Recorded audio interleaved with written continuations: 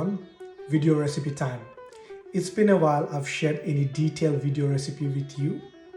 I've been back to Bangladesh a couple of times this year, and each time I've been lucky enough to have Shahi Morog Polau. They were really good. So when I came back to Sydney, I decided to make some because I was badly craving for it. I shared it in my socials, and since then so many of you have messaged, commented and reached out to me to get your hand on the recipe. So here you go. Shahi Morog Polau is very interesting dish for me. It definitely has that Mughal kitchen influence. Shahi means royal, so it has got that royal tag to it. But when I look at the rest of the region, there is not much reference of it. Of course, there is Chicken Biryani, which is very much popular throughout subcontinent. But the Chicken Biryani has a bit more stronger influence of spices. It has a bit more color, and also the fragrance is different. Whereas Morog Polau is a bit more creamier, it's luscious, and its best part is the fragrance. We don't use basmati rice for it, but the fragrant rice that is available throughout the region. And when you pair it with a bit of cara essence, gulab jal, which is rose water, lots of cream and nuts, it just feels so much more royal to me. First thing we're gonna make is this special spice blend for Morog Polau, Masala. For Morog Polau spice blend, we need 1 teaspoon of mace, 3/4 spoon of nutmeg, 1 inch size of Cassia bark or cinnamon, 1.5 tablespoon of cardamom, 1.5 tablespoon of Shahi Jira, and 1 teaspoon of white pepper.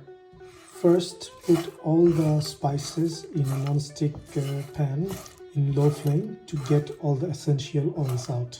I'm using a spice grinder to make the spice blend, but you can use mortar and pestle as well.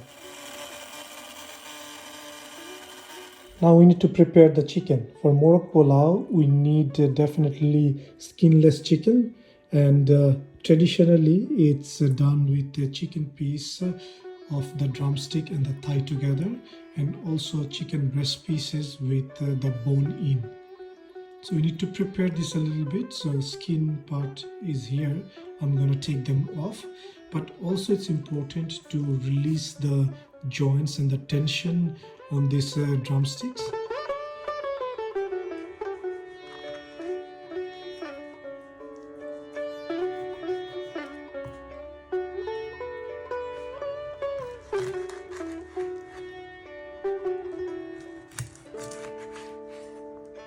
Now that the chicken is prepared, we are gonna make the roast first. So for that, I would recommend to use the traditional pots rather than the non-stick or modern pots. One of the key steps of making delicious Morog Polau is making your own piyaj bereshta or fried onion. You can use the store-bought one, but they won't give you the same taste. Look at that perfectly golden piyaj bereshta. I always recommend to use the oil that is left over after frying the onions, because that has so much flavor in it. Put the pot in medium-high heat, and first half a cup of the Bereshta oil, half a cup of desi ghee or clarified butter. Once the oil is really hot, then put the chicken pieces one by one. What we are doing is frying the chicken before we cook it. It will impart so much flavor into this.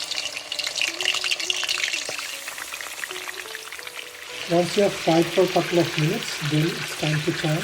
After frying for about 3-4 minutes, I will reduce the heat to slow medium. Now cook the chicken for 5 minutes with the lid on. Add 2 teaspoons of salt and 2 teaspoons of sugar. Next part is optional. I add 1/8 spoon of saffron color. You don't have to if you don't need to, but it just gives a very nice color to the chicken. After 5 minutes, add 2 tablespoons of garlic and 3 tablespoons of ginger paste. Make sure you mix the paste nicely so that it can cook. Making a white poppy seed paste. Now we are gonna make a paste of cashew nuts. 1 tablespoon of white poppy seed paste. 1 tablespoon of cashew nut paste. Half a cup of fried shallots or Bereshta. 1/2 teaspoon of the special Morog Polau spice blend. Make sure you give everything a good stir so that all the masala gets mixed nicely. After 15-20 minutes of cooking, finishing with a half cup of mawa with half cup of cream fresh. 1 teaspoon of rose water. 2 drops of keura. Give 6 or 7 pieces of aloo bukhara. Add handful of kacha morich just to bring the flavor. Always check the seasoning, if the salt, little bit of sweetness, everything is alright or not. Make sure you incorporate everything properly. That will bring all the flavors together. The roast is now ready. Now we move on to the rice. For the Morog Polau, we are gonna use aromatic rice. Here I'm using Shahi Jira chal. You can use chini gura as well, but you can see these are very short grain, but it has distinct aroma to it. I'm taking 3 cups of rice. So I've got 2 chicken, which is 8 pieces, and 3 cups of rice would be good enough. It's important to wash the rice in cold water.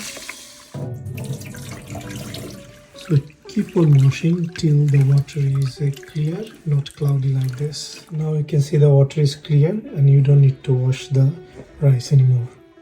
For the rice, I'm gonna use the excess ghee that was on top of the roast. So I've taken half cup of ghee and that I'll use to cook the rice. Temper the oil with some bay leaf, cinnamon and cardamom. Also throw in few chilies just to flavor the oil. Pour in the rice and fry it for a while. Add 3 teaspoons of salt and 1 teaspoon of sugar. 1/4 teaspoon of nutmeg powder. 1/4 teaspoon of mace powder. 1 tablespoon of ginger water. 1 tablespoon of garlic water. And fry the rice a little bit longer. When you see the rice is just starting to just expand a little bit, that's when you need to add the water. Now adding 5.5 cups of water.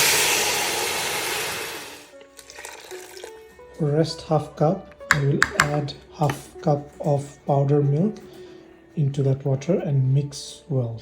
Add that milk to the rice. Now give it a quick stir and cover it with the lid in low flame.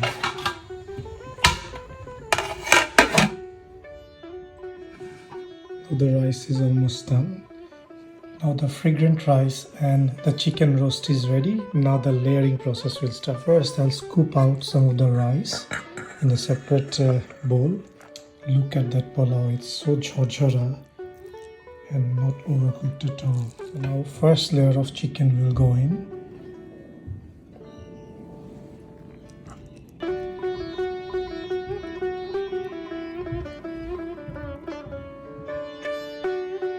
Now we'll scoop out enough of the gravy just to cover the top of the rice so all that chicken flavors in the jhol and gravy just gets incorporated. Now the chicken layering is done. What I'll do is I'll put back the rice on top of the chicken.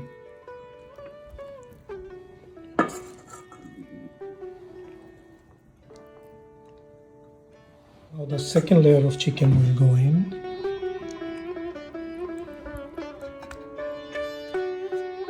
Few pieces of aloo bukhara goes in. Put the chilies as well. Gravy is really good. So the tradition is to consume it with the Morog Polau. Now I'll put 1 teaspoon of saffron water. Just for the color for the rice, gives that beautiful contrast. So now this is ready to go into dum again for about 10 minutes. I'll put it on top of a tawa so there is no direct heat, because now this goes into dum for about 10 minutes.